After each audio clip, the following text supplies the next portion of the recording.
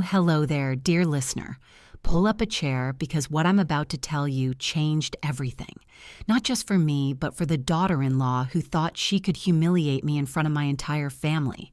My name is Evelyn. I'm 68 years old, and on a sunny afternoon at our family reunion, I learned exactly how much mockery I was willing to swallow. The answer? Not one more word. Picture this. My backyard filled with the people I love most in this world. Oak trees casting dappled shadows across the lawn, children's laughter bouncing off the fence, and me, standing there in my faded blue dress from 1982, the same dress I'd worn to anniversary dinners with my late husband George, to my children's graduations, through decades of memories stitched into every worn seam. It was threadbare in places, sure, but it was mine. And it held more love than any designer label ever could. That's when she struck. Karen, my daughter-in-law, leaned over during the group photo, her designer blouse practically gleaming under that summer sun, and whispered just loud enough for half the family to hear, "Evelyn, honey, that dress is older than dirt. You look like you crawled out of a thrift store bin. Maybe it's time to let go of the past and join the 21st century." The way she said it, that fake sweet smile, that condescending pat on my arm like I was some senile old bat who needed pity. My family? They chuckled awkwardly. My son Mark shifted his feet, staring at the ground. Even my precious granddaughter Lily, the light of my life, said nothing. Not one person defended me. I felt that familiar heat rise in my chest, the kind that comes from years of swallowing insults. Every snide comment about my cluttered home, every eye roll at my stories, every suggestion that I was too old, too outdated, too poor to matter anymore. But you know what I did? I smiled back at her, calm as a summer lake. "Oh, Karen, this old thing, it served me well." Inside, though, the wheels were turning. They always do when someone underestimates me. Here's what Karen didn't know, what none of them knew. This poor old widow in her outdated dress, I had a fortune tucked away, $5 million built from decades of smart investments, house flipping in the 70s, and tech stocks that exploded beyond anyone's wildest dreams. My late husband George and I had lived modestly on purpose, raised our children without spoiling them, and after George passed 5 years ago, I kept it all hidden. Why? Because I wanted to see who truly loved me for me, not for my money. And that day at the reunion, Karen's mockery sealed her fate. It wasn't just about the dress. It was the culmination of 10 years of cruelty, of treating me like a burden, of forgetting that respect isn't optional, it's earned. But they didn't know I had the power to turn the tables. If you agree with me that family should respect their elders, stick around. This is how I orchestrated a revenge so precise, it left her frozen in shock. And if you love stories about justice served cold, hit that subscribe button. You won't want to miss what happens next. Let's rewind a bit, shall we?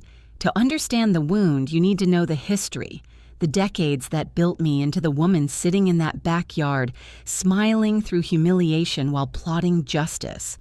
I married George when I was 22 years old, fresh out of nursing school with starched white uniforms and dreams of helping people.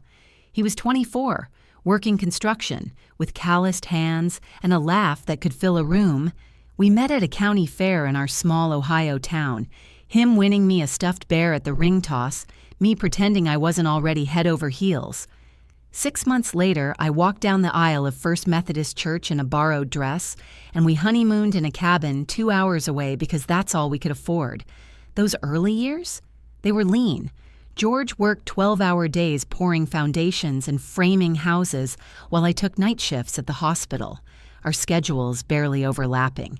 We lived in a cramped apartment above a hardware store, the smell of sawdust and paint, thinner, our constant companion. But George had vision. "Evie," he'd say, spreading blueprints across our tiny kitchen table.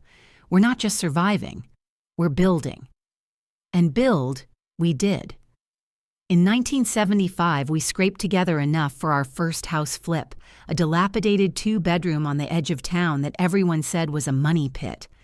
George renovated it on weekends while I handled the budget spreadsheets, teaching myself accounting from library books. We sold it 6 months later for double what we'd paid. That profit became 2 more houses, then 4. By the time our son Mark was born in 1978, we'd established a rhythm: buy low, fix smart, sell high. But we never looked rich. That was George's philosophy, one I embraced completely. Wealth whispers, Evie, he'd remind me whenever I eyed a new dress in a shop window. Loud money attracts the wrong kind of attention.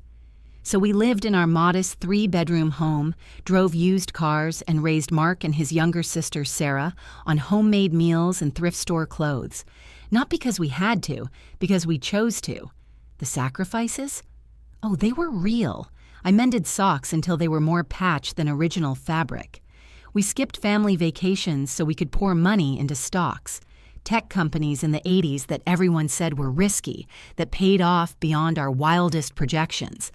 I turned our basement into a rental apartment, enduring tenants' complaints and midnight plumbing emergencies to add another income stream. George worked construction until his back ached, saving every bonus, every overtime check. Mark and Sarah never knew. They thought we were just careful with money, maybe a little old-fashioned. They didn't see the stock certificates tucked in our safe deposit box, the real estate deeds accumulating in Harold's law office, the gold bars George bought during a market dip in '82. Oh, by the time they graduated college, educations we paid for in full in cash, we had amassed over $3 million in assets.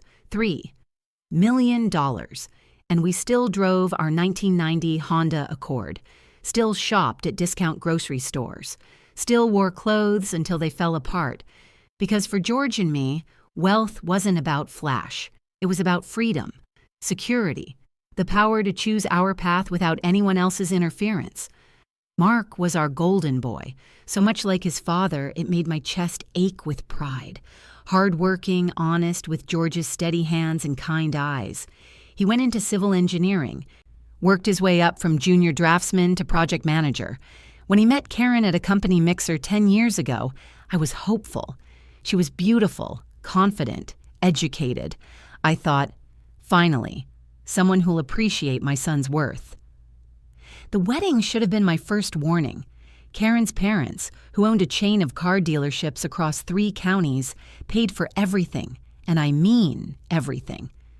The venue was a country club I'd only seen from the outside. Her dress cost more than our first house flip. The guest list topped 300, most of them people I'd never met. When I offered to contribute, Karen's mother had laughed, actually laughed, and said, "Oh, don't worry about it, we know you're on a fixed income." Fixed income. As if George and I were scraping by on Social Security and coupons. But I smiled, thanked them. Wore my sensible shoes and let them seat me at a table in the back, away from the important guests. George squeezed my hand under the tablecloth. "Remember," he whispered, "wealth whispers." Karen came from money, and God, did she wear it like a crown. Designer labels on every outfit. Handbags that cost 4 figures, a car that purred like a contented cat least new every 2 years. She worked in marketing, and she was good at it. Sharp, ambitious, always networking. Mark seemed happy, so I swallowed my concerns about the way she'd wrinkle her nose at our outdated kitchen or suggest improvements to our quaint living room. Then George died. 5 years ago, a heart attack so sudden there wasn't even time to say goodbye. One moment he was laughing at Jeopardy, the next he was gone. The grief nearly swallowed me whole. But I had work to do, his legacy to manage, his vision to continue. So I threw myself into the investments, learning everything I could about market trends and risk management. I made plays George would have been proud of, buying during the pandemic crash, selling at peaks, diversifying into emerging markets. By the time that family reunion rolled around, our fortune had grown to $5 million. $5 million. And nobody knew. Not Mark, not Sarah, not a single soul except Harold, my lawyer. After George passed, I'd made a deliberate choice: keep it hidden. I wanted to see who loved me for me, the woman who'd raised them, sacrificed for them, supported them through every scraped knee and broken heart. Not for what I could give them, not for the inheritance they might be calculating in their heads. It was a test, you see. A test Karen was failing spectacularly. At first, the insults were small things, tiny paper cuts that stung but didn't bleed where anyone could see. It started maybe a year into the marriage. Karen would visit our house and comment on the clutter, by which she meant my collections, the things George and I had gathered over decades. Antique teacups from estate sales, books lining every wall, photographs in mismatched frames. "It smells a bit musty in here, Evelyn," she'd say, wrinkling her perfect nose. "Have you thought about decluttering? I could recommend a great organizer. They're expensive, but I suppose I could help cover the cost as a gift." As a gift. As if I needed charity. Then came the cooking critiques. Every holiday, every birthday dinner I hosted, she found something to pick apart.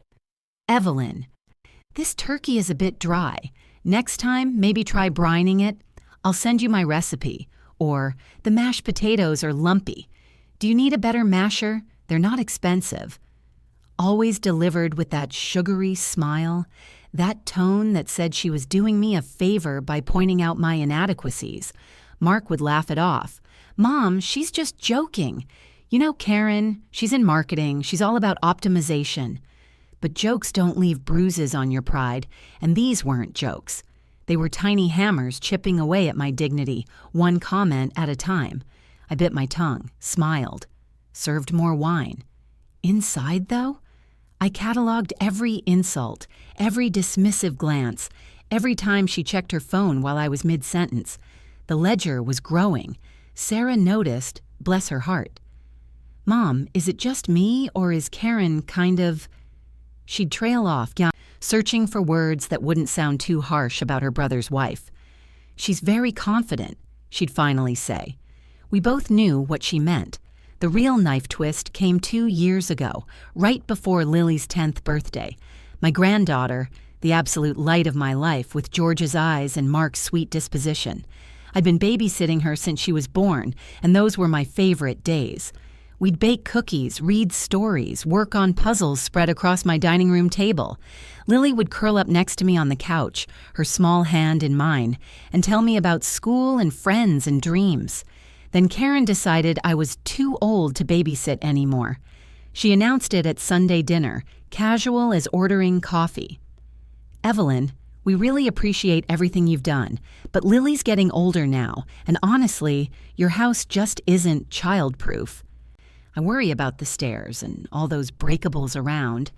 I think it's time we found a proper after-school program." Child-proof. My home where I'd successfully raised 2 children, where Lily had spent countless happy hours, suddenly wasn't safe enough for a 10-year-old. Lily had cried, actually cried, tears streaming down her face. "But Grandma's house is my favorite place. Please, Mom." Karen had been firm, unmoved by her daughter's distress. "It's already decided, Lily. You'll love the program. They have computers and art supplies."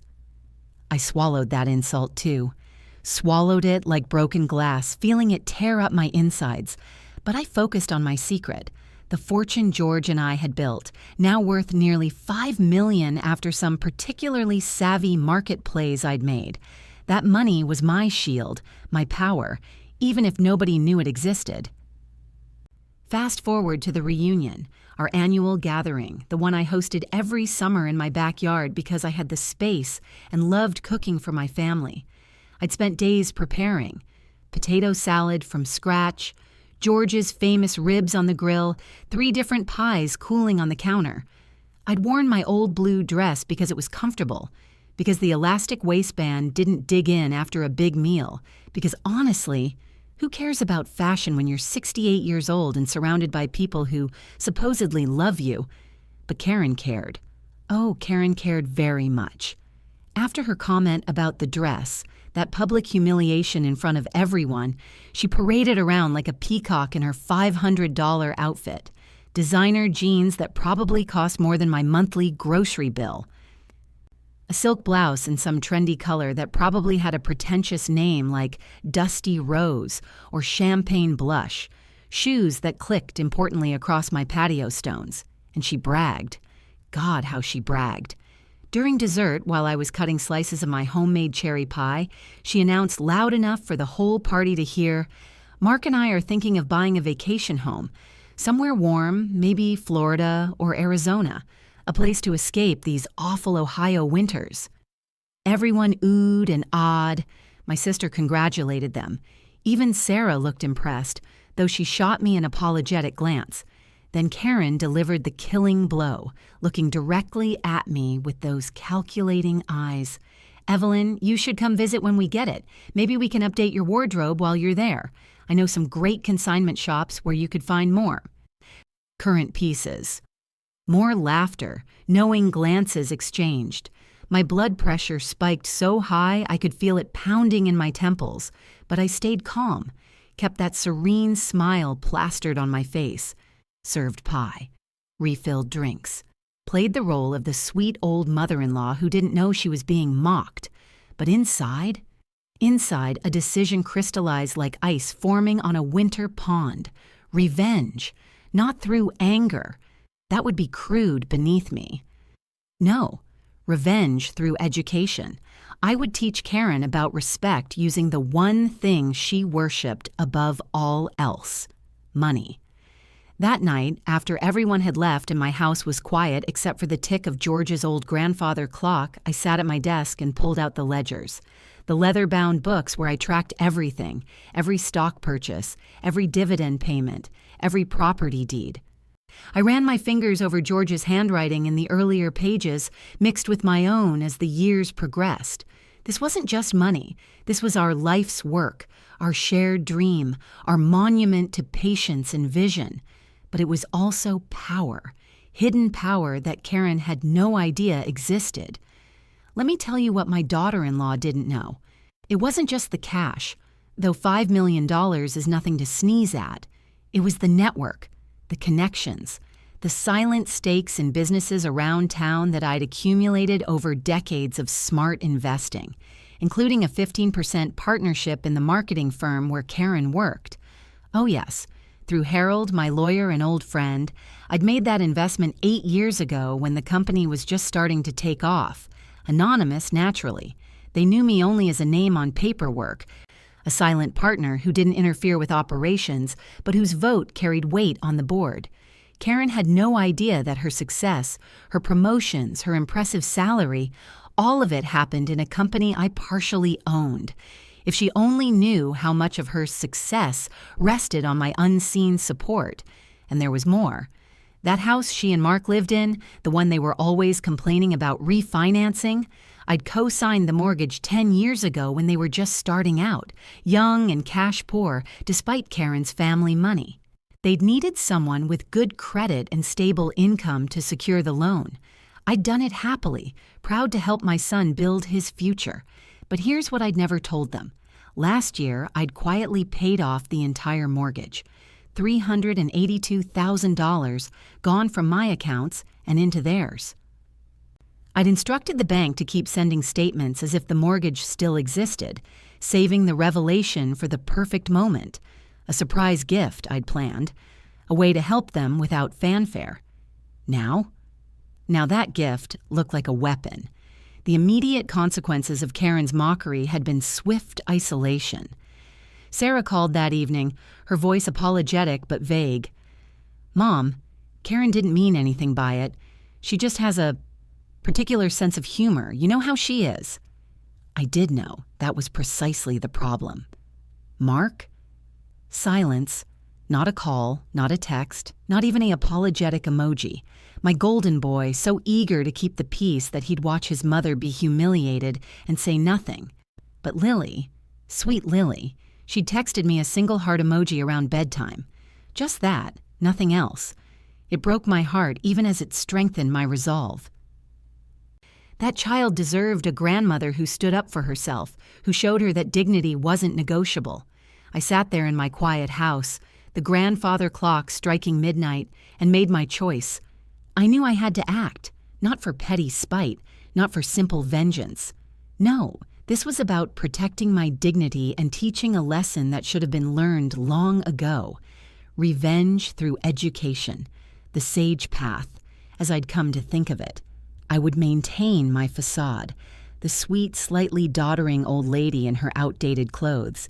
But behind that mask, I would orchestrate consequences, natural consequences that arose from truth, from unveiling realities Karen had been too blind and arrogant to see. No laws broken, no dramatic confrontations in parking lots or physical altercations, just truths unveiled at perfect moments, like pulling back curtains to let in the light. If you've ever been dismissed by family, especially family that should know better, you know that fury. It's not the hot rage that burns out quickly. It's the cold, controlled anger that waits, that watches, that calculates the perfect strike with the patience of a chess master planning checkmate. Karen thought she'd won that day at the reunion.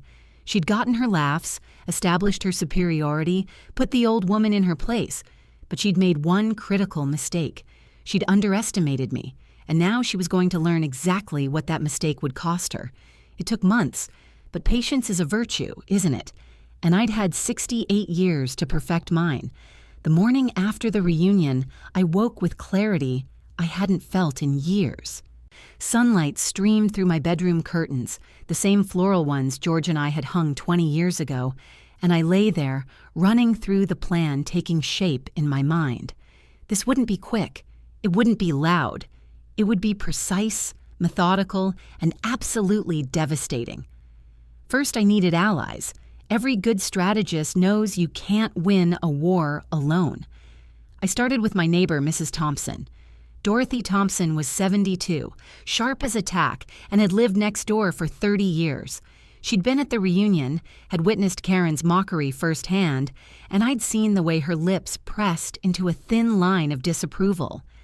That Tuesday, I knocked on her door with a plate of leftover pie. "Evelyn," she said, ushering me into her tidy kitchen that smelled of Earl Grey and lemon polish. "I've been meaning to come see you." That business at the reunion was enlightening, I finished, settling into her breakfast nook. "Dorothy, can I be honest with you?" She poured us tea, her gnarled hands steady despite the arthritis. "When have you ever been anything else?" So I told her. Not everything, not about the fortune, not yet, but about the years of disrespect, the accumulation of insults, the isolation from Lily, the pattern of cruelty disguised as concern. Dorothy listened, her blue eyes growing harder with each story. "Evelyn, that woman's got a heart of ice," she finally said, setting down her teacup with a decisive click. "You deserve better. What are you going to do about it?" "Would you be willing to be my witness?" I asked. "To document, if needed, what you've seen and heard." Her smile was fierce. "Dear, I'd testify in court if you needed me to." The witness. Secured. Next was Harold. Harold Brennan had been George's and my lawyer for 40 years, handling everything from our house flips to our estate planning. He was 70 now, semi-retired, but still sharp enough to run circles around attorneys half his age. I called him the next day. "Harold, it's time to pull some strings." He chuckled, that dry sound like rustling papers. "About damn time, Evie. That daughter-in-law of yours has needed taking down a peg since the day she married Mark. What are we doing?" We met at his office, wood-paneled walls lined with law books, the smell of old leather and expensive cigars. I spread out my plan like a general arranging troops on a map. Harold listened, occasionally making notes in his precise handwriting, nodding at certain points. "We'll do this clean," he assured me when I finished. "No drama, just facts. Legal, documented, irrefutable facts." He pulled out the files, the investment portfolio showing $5 million in assets, the 15% stake in Karen's marketing firm, the deed showing I'd paid off Mark and Karen's mortgage. "Everything's ready when you are." The enabler, secured. Then there was Lily, my granddaughter, the innocent in all this. She was the reason I wouldn't go full warrior mode with immediate confrontation. I needed to protect her, shield her from the ugliest parts of family conflict while ensuring she saw her grandmother as strong, not vengeful. Every move I made would be calculated with Lily in mind, her future, her understanding, her emotional well-being. The innocent, always in my thoughts. And finally, the rat. I'd need someone inside Karen's professional world, someone with their own grievances. That's when I remembered Jenna Martinez, a woman I'd met at the marketing firm's company picnic 3 years ago. She'd been kind to me while Karen had been off networking, had actually sat and talked about her family, her goals. I'd added her on Facebook afterward, one of those connections you make and then forget about, until now. Now, establishing the facade. This was crucial. I needed Karen to think the reunion incident was forgotten, that I'd rolled over like the good little doormat she believed me to be. 1 week after the reunion, I called Mark. "Honey, I'm making pot roast this Friday. Why don't you and Karen come over? I feel like we haven't had good family time in ages." I could hear the relief in his voice. "Mom, that would be great. Karen was worried she'd hurt your feelings." "Oh, nonsense," I said, injecting warmth into my tone. "Water under the bridge." Friday evening, they arrived. Karen wore casual designer, jeans that probably cost $300, a cashmere sweater in cream. I answered the door in an old cardigan with a missing button, playing my part perfectly. "Karen," I said, pulling her into a hug she stiffened through. Come in. Tell me about that promotion." We settled in the dining room, my good china laid out, pot roast steaming on the table. Karen preened as she described her new role, how she was leading a major campaign, how the boss couldn't stop praising her work. "It's amazing. I'm finally being recognized for my contributions. The boss loves me, says I'm exactly what the company needs." I smiled and nodded, passing the potatoes. If she only knew that boss reported to a board where my anonymous vote carried weight, that her success, while genuinely earned through her skills, existed in a company I partially owned. The dramatic irony was delicious, better than any pot roast. Mark relaxed as the evening progressed, relieved his mother and wife were getting along. Poor boy, he had no idea the wheels were already in motion. 2 weeks in, I made my first subtle move. I called Sarah during her lunch break, letting a quaver creep into my voice that wasn't entirely faked. "Oh, honey, I'm fine, really. Just feeling a bit underappreciated lately. But that's silly. I'm being silly." "Mom, what happened?" Nothing. It's just, well, at the reunion some comments were made about my appearance and nobody said anything. And I suppose I'm just an oversensitive old woman." Sarah's response was immediate and fierce. "Who said what? Was it Karen? Mom, I'll talk to Mark." No, please don't make a fuss. I'm sure she didn't mean anything by it. But of course Sarah made a fuss. That's what good daughters do. She confronted Mark that evening, and by morning my phone rang. Mark's voice was awkward, apologetic in that vague way men get when they're uncomfortable. "Mom, Sarah told me about... Karen feels bad about the dress comment. She was just joking, you know how her humor is. But if it hurt you..." I played it perfectly innocent. "Oh, water under the bridge, dear. Tell Karen not to worry about it. I know she didn't mean any harm." But the seed was planted. Doubt in their perfect marriage, a tiny crack in their united front. Karen would know Sarah confronted Mark, would know her joke hadn't landed the way she'd intended.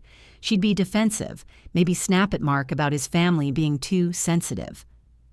Small victory number 1, secured. I sat in my living room that evening, George's grandfather clock ticking steady as a heartbeat, and felt the familiar thrill of a plan coming together. This was chess, not checkers. Every move calculated, every piece positioned with purpose. "Wealth whispers," George used to say. But revenge? Revenge could be silent as snow falling and just as devastating when it piled high enough to bury you. 3 weeks passed. Time enough for the reunion incident to fade in everyone's minds, for Karen to relax back into her comfortable assumption of superiority. Time enough for me to make my next move. I called Harold on a Tuesday morning. "The audit," I said. "It's time. Consider it done, Evie. Through my 15% stake in the marketing firm, I had certain privileges. Harold contacted the board with an anonymous suggestion. Nothing accusatory, just a recommendation that in light of recent growth, perhaps a routine departmental audit would ensure everything was running optimally. Professional, reasonable, impossible to refuse. The audit was announced on Thursday. By Friday evening, Karen showed up at my door unannounced, her perfectly styled hair slightly disheveled, her designer bag hanging crooked on her shoulder. "Evelyn, is Mark here?" "No, dear. He had that conference in Columbus, remember? Come in, you look exhausted. Let me make you some tea." She followed me into the kitchen, collapsing into a chair with none of her usual grace. I busied myself with the kettle.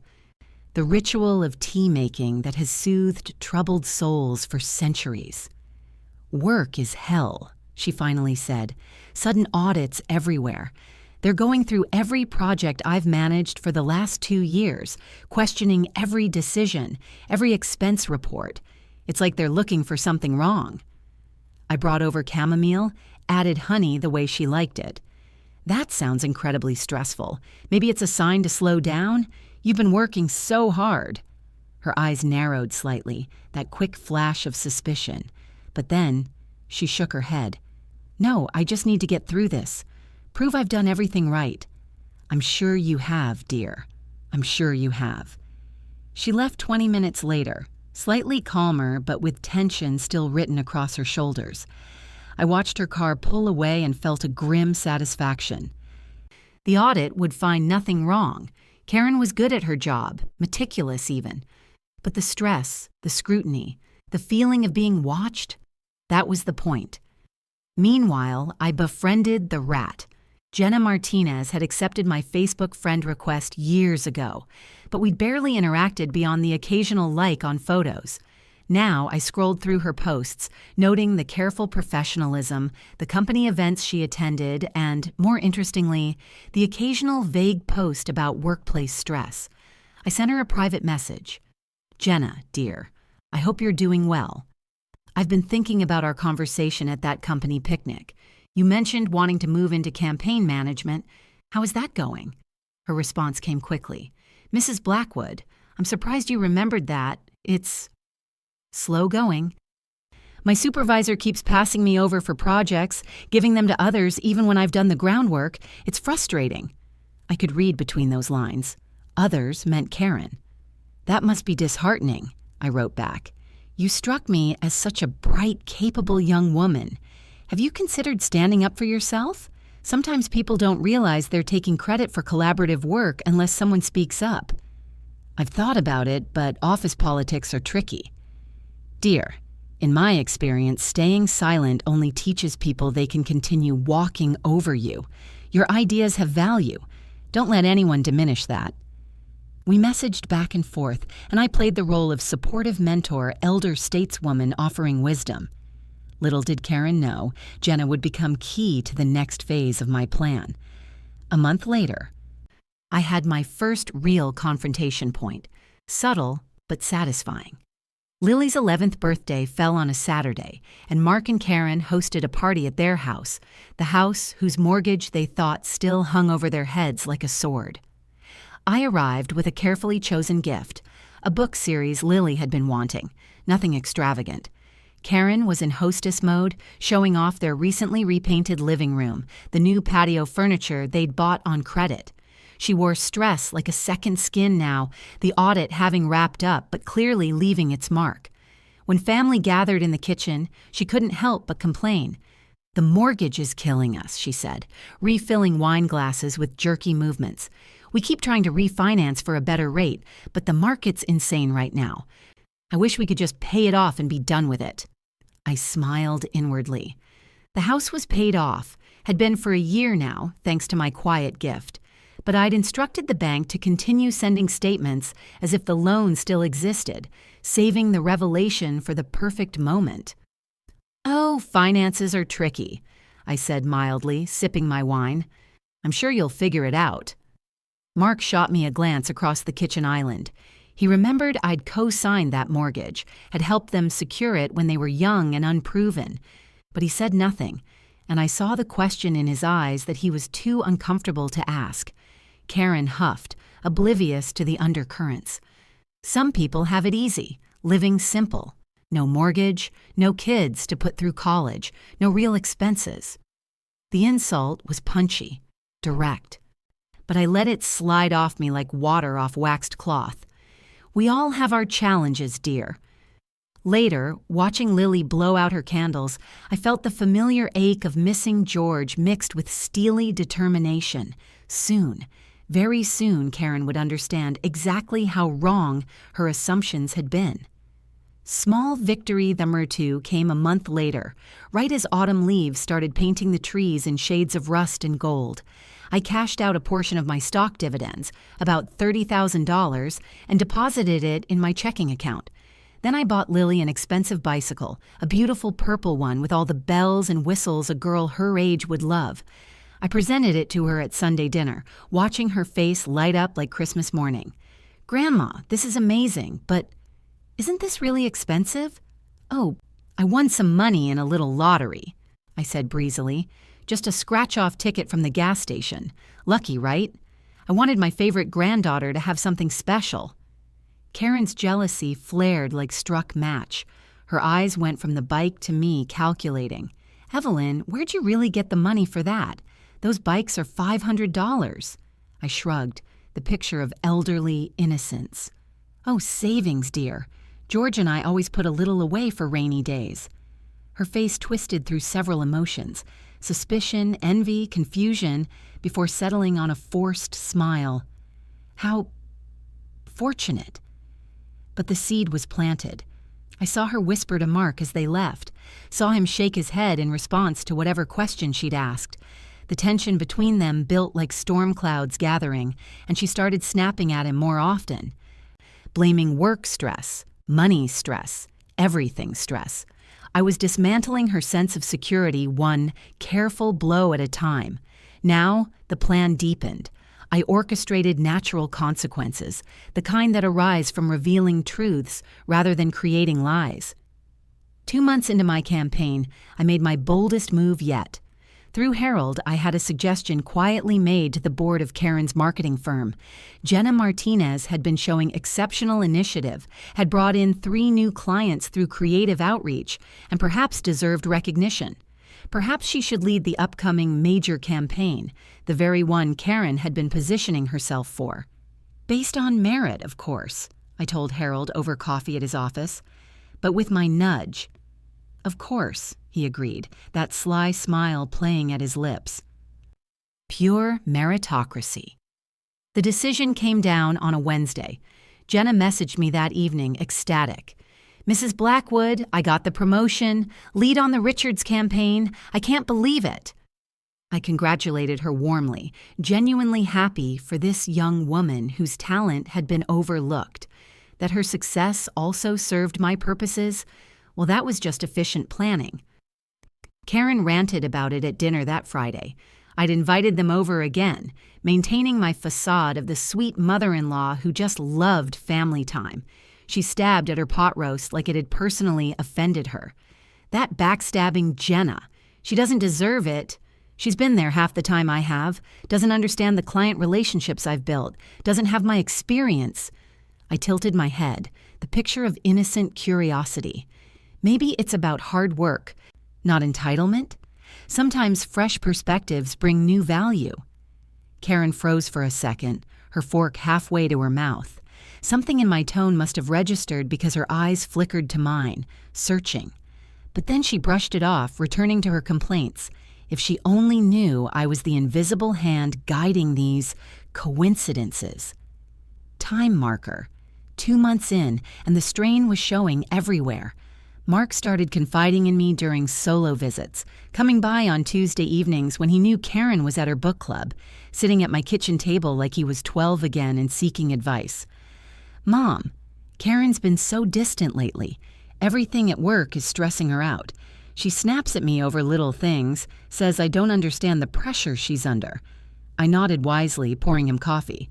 "Marriage takes effort, son, especially when external stresses mount. Remember your roots. Remember what really matters. Jobs come and go, but family... I let it hang, meaningful. He looked guilty, and I knew he was remembering the reunion, my dress, his silence. I should have said something that day, defended you. Water under the bridge, I said, patting his hand, but I filed away his guilt, another piece on my chessboard. Small victory number 3 arrived in the form of a family finance night I hosted in October. I'd announced it as wanting advice on my meager savings, expressing worry about inflation and fixed incomes. Everyone came. Mark and Karen, Sarah and her husband, even my sister drove up from Cincinnati.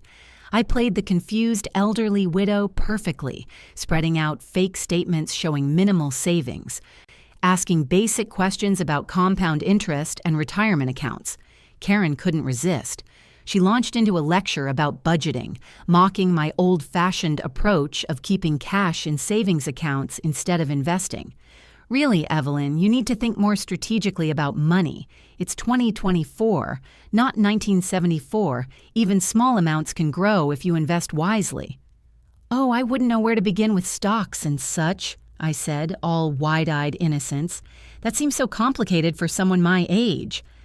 Then, casually, I slipped in my question. Speaking of finances, have you two checked your mortgage balance lately? Sometimes banks make errors, you know. Karen laughed, sharp and dismissive. It's huge, Evelyn. Why? Oh, no reason, just making conversation. But Mark looked thoughtful, and I saw him make a mental note. The seed was growing, sending roots down into his subconscious. Soon he'd think to actually check that balance. And when he did... The second major confrontation brewed at Thanksgiving, exactly what I'd been building toward. I'd extended my invitation carefully. Traditional Thanksgiving at my house. Let's all be together like old times. Karen couldn't refuse without looking bad, though I saw her jaw tighten at the thought of spending the holiday in my musty home. But I'd added a special guest to the mix. I hope you don't mind, but I've invited a friend, Jenna Martinez from your office, Karen. She mentioned her family's in California, and I couldn't bear the thought of her spending Thanksgiving alone. Karen's face when Jenna walked through my door was a masterpiece. The air crackled with tension as the two women assessed each other. Jenna smiling warmly, Karen's expression frozen in something between rage and disbelief. "What are you doing here?" Karen hissed when I was briefly out of earshot, getting more rolls from the kitchen. I heard Jenna's response, calm and cheerful. "Evelyn invited me. She's been so supportive, like a mentor, such a wonderful woman." When I returned, Karen's eyes darted between Jenna and me, suspicion finally dawning. I stayed serene, playing hostess, making sure everyone had full plates and full wine glasses. During dinner, Jenna casually mentioned the promotion, thanking the board for recognizing her work. "It's been amazing, finally getting to lead my own campaign.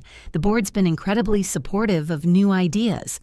Karen's knuckles went white around her fork. "You stole that from me. I'd been developing that pitch for months." Mark intervened, his voice strained with embarrassment. "Karen, calm down, not here."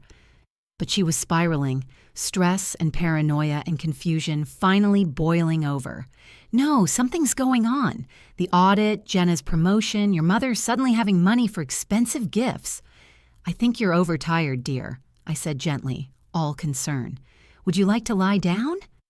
She stared at me, really seeing me for the first time in years, looking past the old dress, the gray hair, the elderly facade. For just a moment, understanding flickered in her eyes, the realization that she'd underestimated something crucial. But then Mark touched her arm, and the moment passed. She excused herself to the bathroom, and when she returned, she was composed, cold, calculating. Later. As guests were leaving, I whispered to Mrs. Thompson while helping her with her coat. "It's almost time." She squeezed my hand. "Give her hell, Evelyn." The dramatic irony had peaked. You, dear listener, knew my fortune, knew my power, knew every string I'd been pulling, but they didn't. Not yet. They just felt the web tightening, saw the coincidences multiplying, but couldn't quite piece together the spider at the center. That was about to change. Harold prepared the documents in early December. We met at his office one last time before the final act, spreading everything across his massive oak desk. "Proof of the paid-off mortgage," he said, tapping one folder. "Business stakes showing your 15% ownership. Full portfolio statements, all $5 million documented and verified. Legal opinions confirming every action you've taken has been above board." I ran my fingers over the papers, feeling George's presence like he was standing beside me. This wasn't just revenge. It was vindication. Proof that we'd built something real, something that whispered instead of shouting. "But I waited for the perfect moment," I told Harold. "It has to be right. Public enough to make the point, intimate enough to spare Lily the worst of it." "You'll know when it's time," he assured me. "You've orchestrated this beautifully so far." Small victory number 4 arrived right as Christmas approached, gift-wrapped in Karen's own greed. She called me on a Tuesday evening, her voice dripping with false concern. "Evelyn, I've been thinking. Your house is too big for one person. All those stairs, that yard to maintain. At your age. It's just not practical. You should really consider downsizing. Maybe an assisted living facility? They have lovely ones nearby." Bold, entitled, and transparent as glass. "That's thoughtful of you to worry, dear." "Well, Mark and I were thinking if you did sell the house, the proceeds could help with our vacation home fund. You know, as an early inheritance of sorts. You'd still have plenty for whatever facility you chose." I agreed to think about it, letting her believe she'd planted a seed. Instead, I executed my countermove. That Sunday, at family dinner, I announced I'd be making a financial gift to Sarah. Publicly, in front of everyone. I handed her an envelope containing a check for $50,000, earmarked for my grandchildren's college funds. "Sarah, you've always been so responsible with money. I want to help secure the kids' futures." Sarah opened the envelope, gasped, and started crying. "Mom, this is... Where did you..." Karen's jaw literally dropped. How do you have this kind of money?" Mark stammered, trying to process. "Mom, I didn't know you had that much. We all thought..." I smiled, serene as Buddha. "Oh, George and I saved a bit over the years. Modest living adds up." But the number was calculated to cause maximum disruption. $50,000 wasn't a lifetime fortune, but it was enough to prove I had resources beyond their imagining. Enough to make Karen's brain spiral into paranoid calculations. She started realizing something was wrong. I watched her whisper urgently to Mark on their way out, saw his confused shrugs, his own growing bewilderment. Over the next week, she called me 3 times asking vague questions about finances, about George's investments, about where the money had really come from. "Your mom's hiding money," she must have hissed to Mark in private. The paranoia was setting in, exactly as planned. 4 months post-reunion, time marker right there, I made my final preparatory move.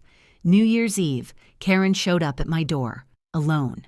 Mark was at his office wrapping up year-end reports. She'd come to confront me, though she tried to disguise it as a friendly visit. "Evelyn, what's going on?" She sat on my couch, perched on the edge like she might need to flee. The sudden money, inviting my rival to Thanksgiving. The way you look at me sometimes, like you know something I don't. Are you plotting something?" I feigned innocence, my Oscar-worthy performance. "Dear, I'm just living my life. I'm sorry if my friendship with Jenna makes you uncomfortable. She's a sweet girl, and I get lonely sometimes. As for the money, I told you, George and I saved.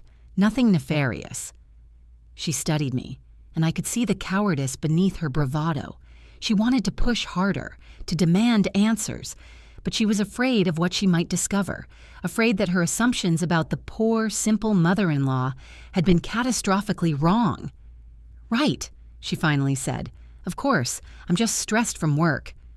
But her eyes, those calculating eyes, told me she didn't believe a word of her own dismissal.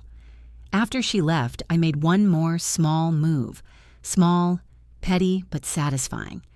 I had Harold anonymously tip Karen's boss about her taking extended lunch breaks, 3-hour business lunches that were really shopping trips or spa visits.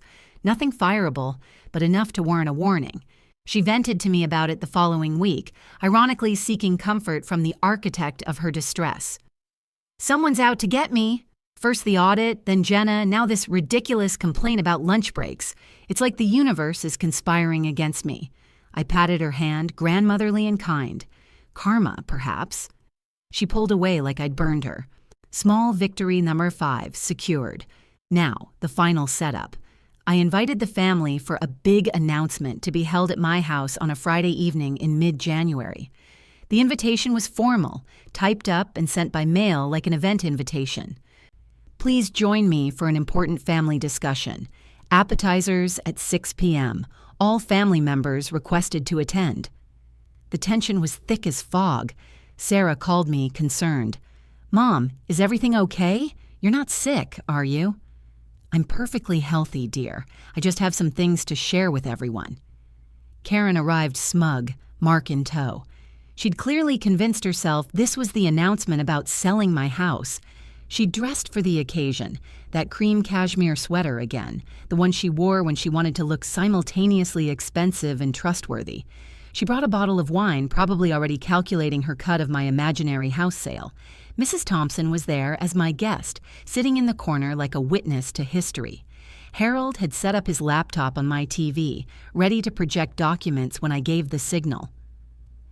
Even Jenna had come, curious about this family meeting the kind grandmother had invited her to. Everyone settled into my living room, balancing plates of cheese and crackers, making awkward small talk.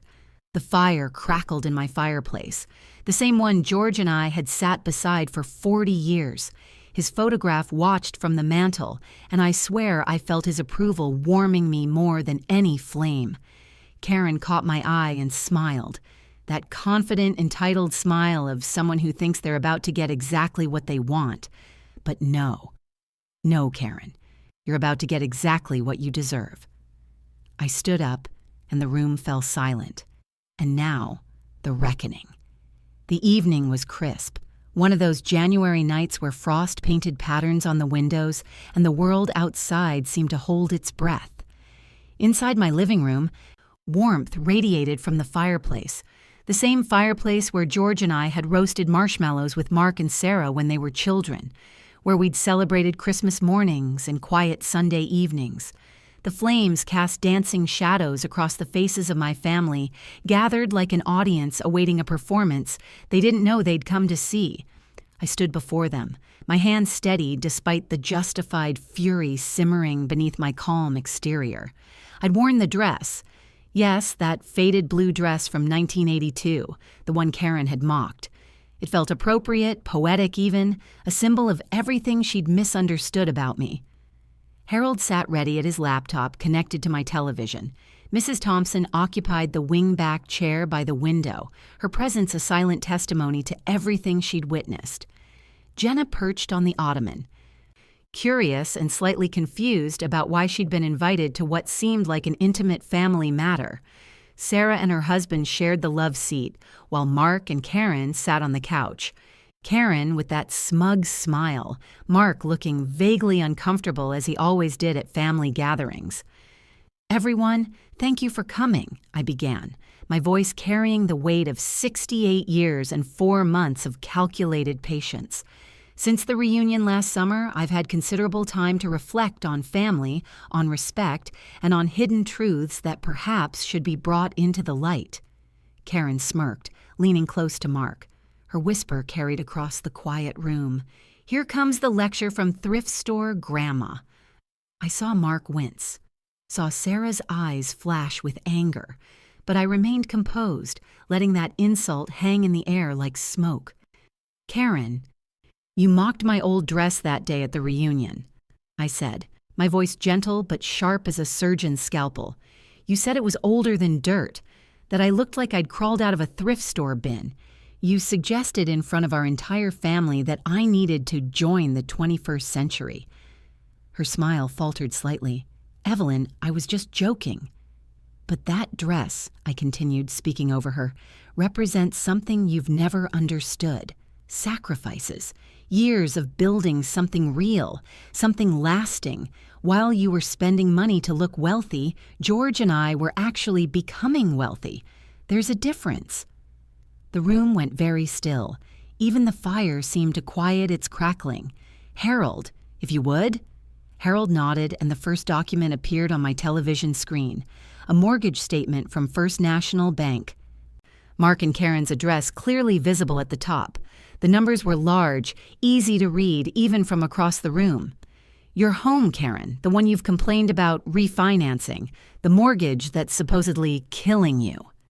I paused, letting the anticipation build. "Look at the balance." Mark leaned forward, squinting at the screen. His face went pale. That says zero." "Zero," I confirmed. "Paid off by me last year. $382,000 transferred from my accounts to yours. A gift, unrevealed because I wanted to help my son without fanfare, without expectation of gratitude, just because that's what mothers do." Karen froze, her eyes going wide. "What? How? You don't have that kind of—" "Don't I?" I smiled, and it wasn't kind. "Harold, the next document. Please." The screen changed to show corporate filings, official paperwork from Karen's marketing firm, board member listings, ownership percentages clearly delineated. "Your company, Karen, the one where you've been so successful, where the boss loves you. Do you see that 15% stake under the anonymous LLC? That's mine. I own part of the company you work for. That audit that stressed you so much? My suggestion to ensure quality control. Jenna's promotion." I glanced at the young woman who was staring at me with dawning amazement. Based on merit, absolutely. She earned it through her talent and hard work. But my vote on the board certainly didn't hurt. Mark gasped audibly. "Mom, you're rich." "Harold, show them everything." The screen shifted again, and this time it was my full portfolio. Stock certificates, real estate deeds, investment accounts with balances that made Sarah actually gasp, gold holdings, bonds. The numbers climbed and climbed, each page another revelation, until the final summary appeared. Total assets, $5,247, $893.67. The silence in the room was absolute. You could have heard a pin drop on carpet. "George and I built this quietly over 40 years, I said into that silence. "We flipped houses in the 70s when everyone said we were crazy. We invested in tech stocks in the 80s when people thought we'd lose everything. We lived modestly, raised our children without spoiling them, and after George passed, God rest his soul, I continued his work. Smart investments, careful planning, and the patience to let wealth accumulate like snowfall." I looked directly at Karen, whose face had gone from smugly superior to ash white in the span of 5 minutes. No flash, no designer labels to prove our worth, just wisdom, just discipline, just the quiet understanding that true wealth doesn't need to announce itself. "But why hide it?" Karen's voice came out strangled. "Why not tell us? Why let us think you were—" "Poor," I supplied. "Struggling? A burden you'd eventually have to support in my dotage?" I shook my head. "Because I wanted to see who loved me for me, Karen. Not for what I could give them. Not for the inheritance they might be calculating. I wanted genuine affection, genuine respect, the kind that doesn't depend on bank balances." I took a step closer to where she sat, frozen on my couch. "Your mockery showed your true colors. Not just at the reunion, that was simply the final straw. For 10 years, you've treated me like a simple-minded old woman. You've dismissed my stories, rolled your eyes at my outdated home, critiqued everything from my cooking to my parenting. You decided I was too old, too poor, too beneath you to be worth basic human dignity. You even tried to isolate me from Lily, my own granddaughter, because my house wasn't child-proof enough for your standards." Tears were streaming down Karen's face now, but I felt no pity. Not yet. Every insult, every condescending pat on the arm, every suggestion that I needed your help, your pity, your charity, all while you lived in a house I'd paid for, worked at a company I partially owned, built your life on a foundation of my unseen support. Mark found his voice, rough with shock. Mom, I didn't know any of this. The money, what you did for us, I know you didn't. Sweetheart, that was by design. I softened slightly when I looked at my son. But you also didn't defend me when your wife mocked me publicly. You laughed it off, told me she was just joking, chose peace over principle. That hurt, Mark. That hurt more than you know. The consequences hit like a storm, and I delivered them with the calm authority of a judge reading a verdict. Effective immediately, I'm revoking any future financial support, I stated, looking at Harold, who nodded confirmation. No more silent bailouts, no more anonymous gifts, no more safety net you didn't even know you had. The paid-off mortgage stands. I won't take back a gift already given, but going forward, you're on your own. Karen made a choked sound. But the vacation home is not my problem, I finished. Furthermore, I'm demanding repayment for past loans that were disguised as casual family help. The $20,000 for your wedding expenses that was supposed to be repaid. The $30,000 for Mark's graduate school that you promised to pay back someday. The $50,000 for various emergencies over the years. That's $100,000 documented by Harold with signed agreements you probably don't even remember making. $100,000? Karen whispered. We don't have... Then you'll make payment arrangements. Harold will send you the documentation. Everything's legal, everything's documented. You signed these agreements, Karen. Just because you didn't think I'd ever call them in doesn't make them less binding. Harold spoke up from his corner, his lawyer's voice cutting through the tension. I've reviewed everything. Karen, every action Evelyn has taken is completely legal. She's owed this money. The repayment terms are generous. 10 years, reasonable interest. But it's non-negotiable. Mark looked stricken. Mom, we'll pay it back. Every penny, I promise. I know you will, son. I trust you. The emphasis on that last word was deliberate. The social consequences rippled through the room like waves from a stone dropped in still water. Sarah stood up and crossed to me, pulling me into a fierce hug. Mom, I'm so proud of you, she whispered loud enough for everyone to hear. You built this, you and Dad, and you never needed to flaunt it or prove anything to anyone. That's real class. Mrs. Thompson applauded softly from her chair. About damn time someone put entitled behavior in its place. Well done, Evelyn. Even Jenna spoke up, her voice trembling with emotion. Mrs. Blackwood, I had no idea. Thank you for believing in me, for supporting me. You've been kinder to me than... She stopped, glancing at Karen. Well, thank you. Mark turned to Karen, and I saw something shift in his expression. Shame, yes, but also anger. At her, at himself, at the situation they'd created through thoughtlessness and greed. Karen, you pushed too far, he said quietly.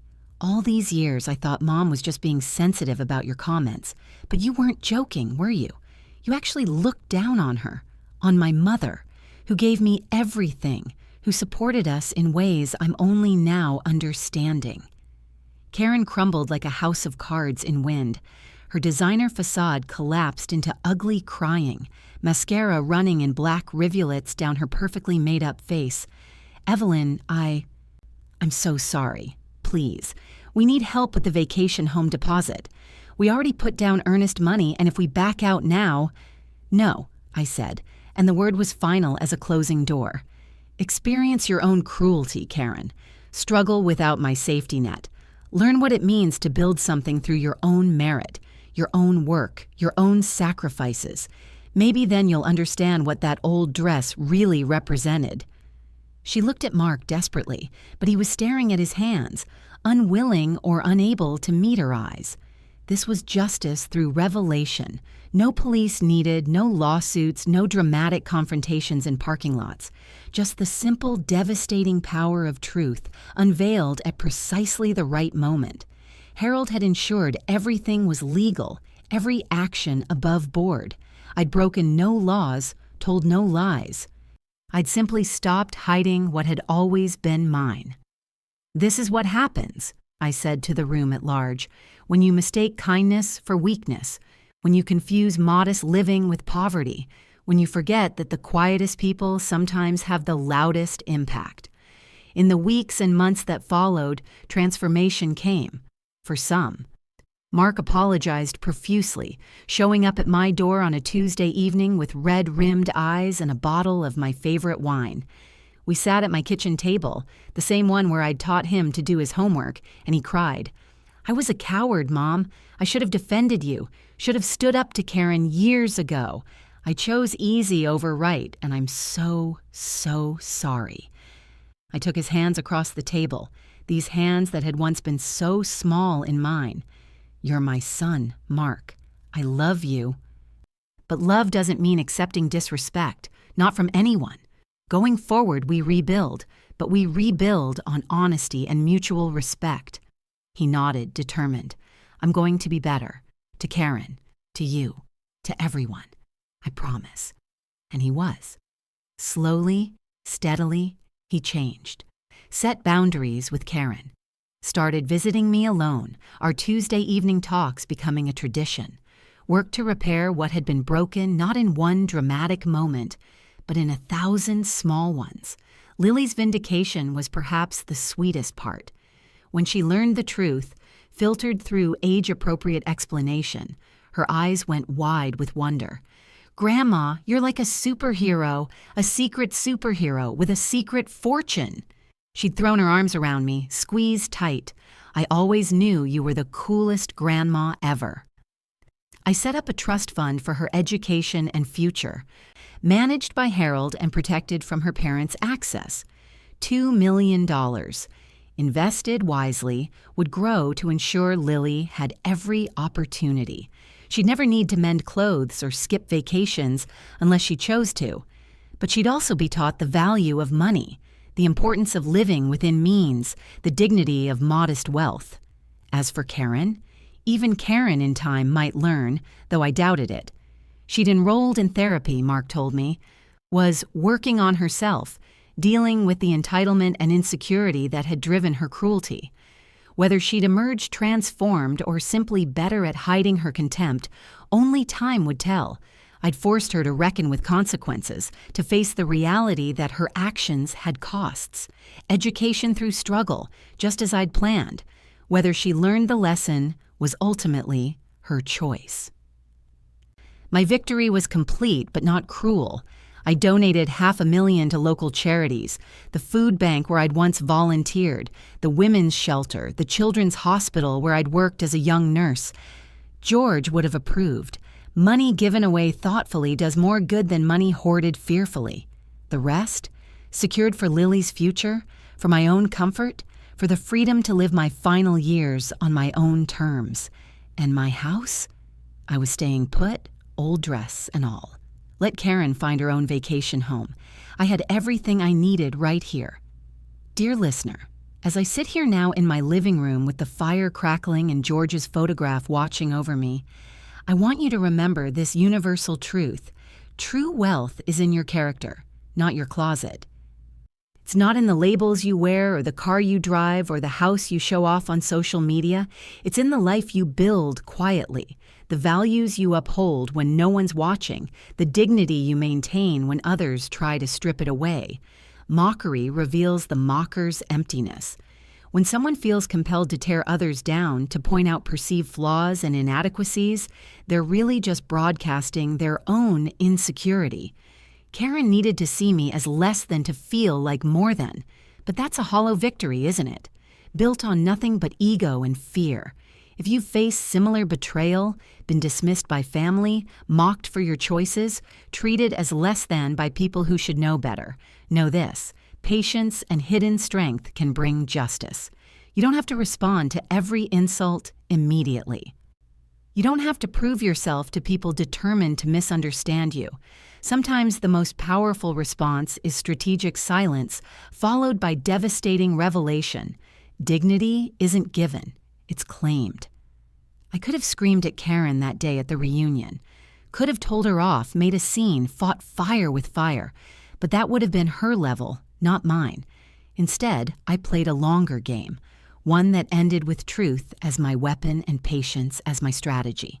The satisfaction of that moment in my living room, watching realization dawn on her face, was worth every insult I'd swallowed to get there. Now, if you agree with me that respect for elders is non-negotiable, that families should uplift, not tear down, hit that like button. Let me know I'm not alone in believing that basic human dignity should never depend on bank balances or fashionable clothes. Which city are you from? Share in the comments. I love hearing from people all over, learning that these stories of struggle and triumph are universal. We're all fighting similar battles, facing similar challenges, dealing with similar people who mistake kindness for weakness. Let's build a community of strong stories, of people who refuse to be diminished, who stand up for themselves with intelligence and grace. Subscribe for more tales of sweet, satisfying revenge, because sometimes the best revenge isn't just success, it's revealing to the world exactly who's been successful all along. Until next time, stay wise, stay patient, and remember, the quietest voices sometimes deliver the loudest truths. I'm sitting here in my faded blue dress, the fire crackling warm, my fortune secure in accounts that whisper instead of shout. George's photo smiles at me from the mantel, and I know he's proud. We built something real, something lasting, something that couldn't be mocked into insignificance, dignity claimed, justice served, and one entitled daughter-in-law left to contemplate the cost of underestimating a woman in an old dress. Stay wise, dear listeners. Stay wise.